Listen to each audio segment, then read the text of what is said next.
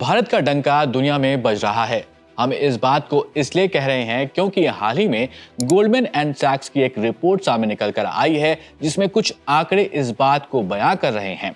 इस रिपोर्ट में दावा मिलता है कि भारत सर्विस फैक्ट्री के रूप में उभर रहा है।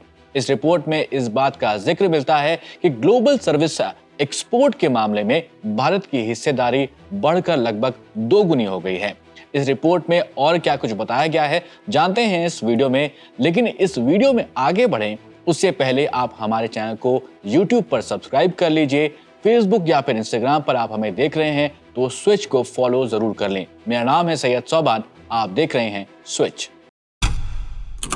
जिस रिसर्च रिपोर्ट के हवाले से मैं आपको यहाँ पर खबर बता रहे हैं, इन्फॉर्मेशन जो ली गई है वो गोल्डमैन एंड सैक्स की है। आप में से कई लोग इसके बारे में जानते होंगे, लेकिन जो नहीं जानते उनको बता दें कि ये एक ग्लोबल इन्वेस्टमेंट बैंकिंग ऑर्गेनाइजेशन है जो समय समय पर दुनिया की इकोनॉमी, मार्केट्स और इंडस्ट्रीज पर रिसर्च करती हुई आई है। इसकी ही एक रिसर्च रिपोर्ट सामने निकल कर आई है जिसका नाम है India's rise as the emerging service factory of the world.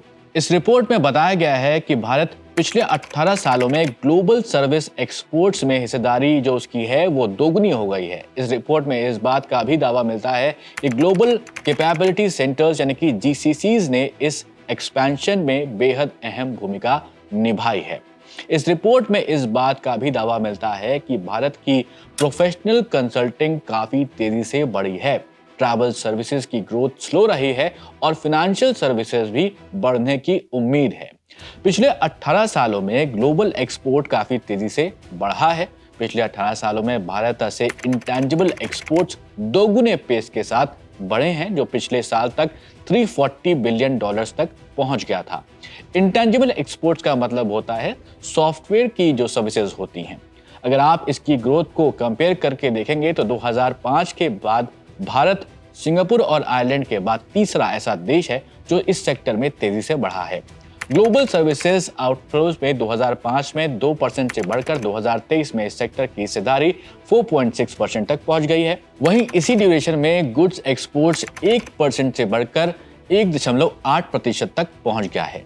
Goldman सैक्स की माने तो 2030 तक भारत से सर्विसेज एक्सपोर्ट्स का प्रोजेक्शन 800 बिलियन डॉलर्स का होने का प्रोजेक्शन है।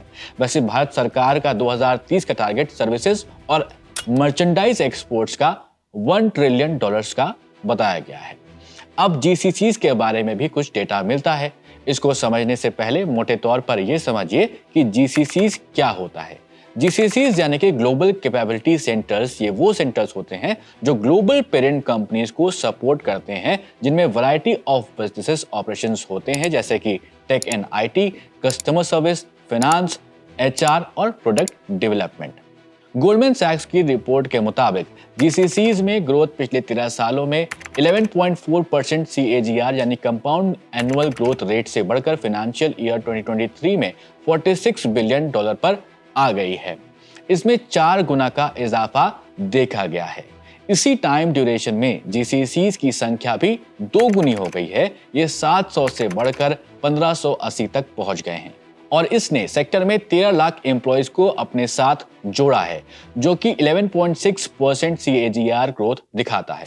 इसी डेटा के आधार पर फाइनेंशियल ईयर 2023 में इसमें टोटल एम्प्लॉयज की जो संख्या थी वो 17 लाख हो गई थी। वैसे ये डेटा तो आपको भारत के अच्छे भविष्य की उम्मीद जरूर दे रहा है, लेकिन इस वीडियो और डेटा पर आपकी क्या राय है जरूर कमेंट बॉक्स में हमें बताइएगा। और ऐसे ही वीडियोस के लिए कीप वॉचिंग स्विच।